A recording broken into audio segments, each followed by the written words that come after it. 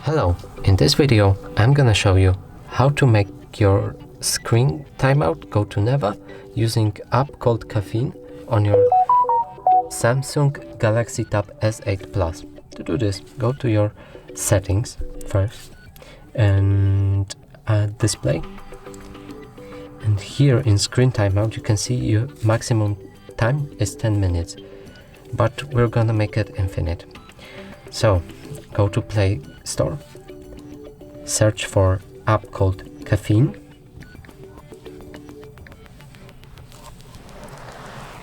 it's this one, and now install it.